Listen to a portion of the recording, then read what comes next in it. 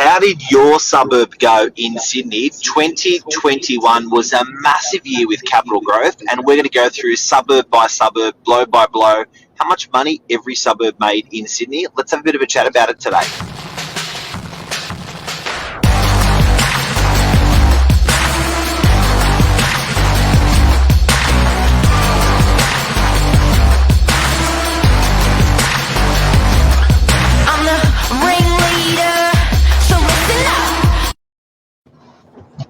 Good morning, Mr. Novak.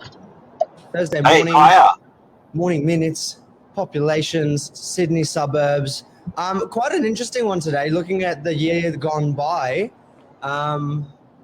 it's been a big year for real estate, for property prices, for the whole industry, in one way or another. So yeah, we're going to talk a little bit about how your suburb has performed. Mark, anything you wanted to help us open up? If you've got any suburbs, guys and girls, you want us to cover today, just tell us on the comments. That's got to be on the Novak Facebook channel, and in that, tell us what suburb you want us to comment on. We're going to give you the real life data on that suburb. But James, what a lot of people don't know is this is the highest 12-month growth that we've had in almost 30 years. The highest 12 months growth in 30 years of property. That's a lot of wealth built into people's pockets. Massive amount of money. Yeah, well, that's right, and just the equity shift, and the sheer amount that any property owners have had the luxury of gaining over the last 12 months. Luke Moroney buy everywhere. Yep. Luke is damn consistent. You got to give it to him. Hey. Love so Luke. Look, it's been interesting. It's been a roller coaster for real estate, for property, for vendors, for landlords. Why don't we just get stuck into it? We're DY based on the Northern Beaches. What do they say, Mark? Every 7 to 10 years, but typically 10 years, that your property prices would, in theory, on paper, should double. We've looked at some incredible growth over the last year across the beaches in particular. So I think one thing worth noting is that for our LGA, I suppose you'd call it now, the Northern Beaches has performed as one of the strongest in the country. So we've been witnessing this like unseen growth firsthand here on the beaches, and it's not just been the odd couple of suburbs. It's been absolutely everything. We're a bit spoiled. So Luke's asked about Parramatta units. There you go. It's funny that Luke said Parramatta after that this morning. So Parramatta has done 63% in 10 years. So if you bought a unit, or I'm just going to use $1 million as an example, because it's round and it's easy for me to do in my head. If you gave me $1 million to buy a unit for you in Parramatta, I would buy a unit for you in Parramatta, sell it 10 years later, give you your $1 million back plus $630,000.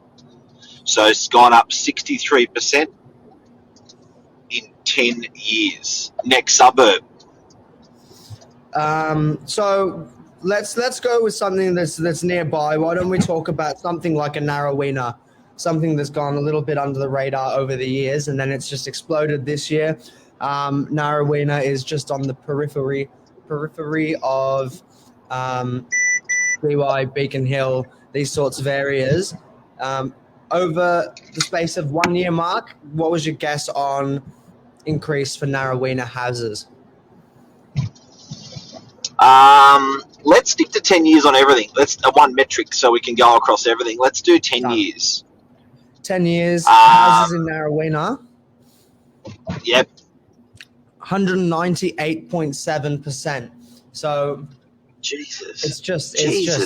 It's just beyond belief. And there were points of the year where we were seeing these figures north of the 200s, and there are some suburbs that have. But as you said earlier, if you do own something, you've done very damn well over the last. Is that Bondi Beach? So, no, that was Narrowena. But putting that into perspective, guys and girls, if you gave me $1 million, we're going to do Bondi Beach now, but if you gave me $1 million and said, buy me a house in Narrowena 10 years ago, I would have bought your house in Narrowena, and if we sold it today, I'd give you back your $1 million, and on top of that, I'd give you 1.98 million on top of the million.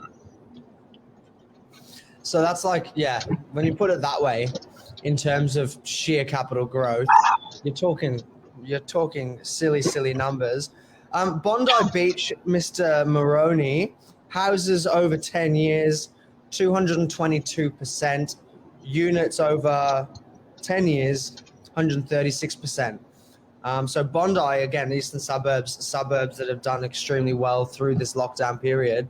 But it's amazing to see that even the high-performing suburbs getting that unbelievable growth. I suppose it's probably worth comparing your Bondi Beach to your Manly. Just be careful on Bondi, because Bondi Beach is only a few hundred houses, whereas Bondi is a massive suburb. So let me just have a look at Bondi as well, because I don't want to throw those figures out. So the metric on 10 years, yeah, still the same. That's big. Bondi's had a big run. Well, the eastern suburbs, I've talked up the beaches a moment ago, but eastern suburbs probably has that slight extra element of prestige over the northern beaches, close to the city, and a few other factors. But it's just unbelievable to look at these now.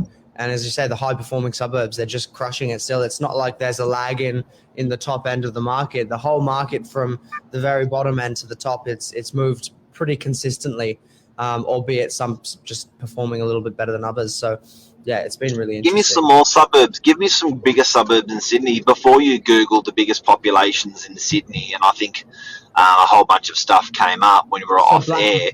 So Blacktown was the highest populated suburb in Sydney. Let's put a bit of Blacktown in there.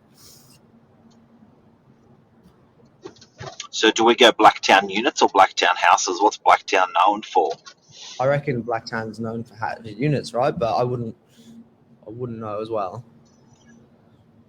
Okay, so guys and girls, Blacktown for houses, 147%. So if you gave me $1 million 10 years ago in Blacktown, I would give you your $1 million back, and then 1.47 on top of that. Yep, it's quite incredible. So let's go Katoomba. Katoomba. This is fun. And I think we're going to see a picture painted here. Katoomba would be known for houses, yeah? Oh, you think so, right? Yeah. What do you reckon? What we're talking, 155%.9. So Katoomba, and I couldn't actually pick it geographically off the top of my head, but we're moving more rural New South Wales, right? So west, 1 hour, one hour and 20, I think. This has been the other interesting thing. It's not only been your coastal suburbs that are typically the high performers or the high achievers.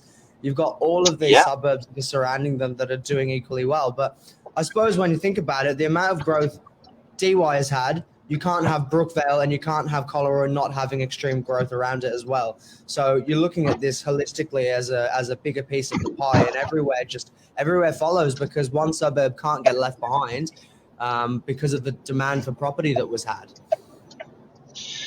Absolutely. So Katoomba's done well. Now let's look at like what's a western Sydney, like Fairfield. Why don't we go with a Ride, something like Ride. Now, when I think Ride, I think units. I think units too. Yeah, I think. Let's hit Ride units. So, guys and girls, if you just tuned in, what we're doing is we're looking at how in 2021 properties have performed across all different suburbs of Sydney. Feel free to nominate the suburb you want to know or where you live, and we can look that up for you. Luke's done a few for us this morning. But everyone asks, what Luke's saying is everyone asks which suburb is the best. And the truth is that when you actually start chunking down these different suburbs across Sydney, we're just sticking to Sydney for the moment because it's easy, but it's few and far between. Everyone's performed pretty well. The ones that I do have to say something, stock is the enemy of capital growth. So if you've noticed one property today, one suburb today that has not done well, it's been Parramatta Units, because there's been a lot of stock dropping into that suburb in the last 10 years, which has affected capital growth. But most of the suburbs we looked at this morning have not had a lot of stock drop into them. There's not a lot of suburbs in Sydney that have had a lot of stock drop into them, by the way. But if they haven't had a lot of stock drop into them, there's been great capital growth. People have generally more than doubled their money in the last 10 years from what we've seen so far. What other ones you got for us? I was just going to grab up, so sort of going more towards the city, sort of like Annandale and those types of suburbs. As you're coming a little bit closer, like, oops, excuse me, I've got South Australia there, and then Dale, New South Wales. Over 10 years, 166%. That's probably where the average is lying at, isn't it? The mid 160s to 170s. Yeah. And then the really high performers have hit the 200% plus. But you're going to be pretty happy either way, aren't you? And before we go, has anyone got any other suburbs we can plug in? Have you got any on that Google, which is the population, where big populations of Sydney? No, it didn't really come up in that sort of format. So I'm thinking Norwest.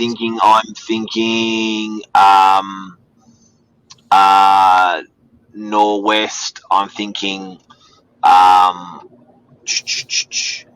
hey, what about Gosford? Gosford, nice. Gosford houses, a bit of Central Coast. Yeah, Gosford houses 158%. Units 119, so that's really strong. Look at that growth. Look at that. Unreal. It's done well the last year, yeah.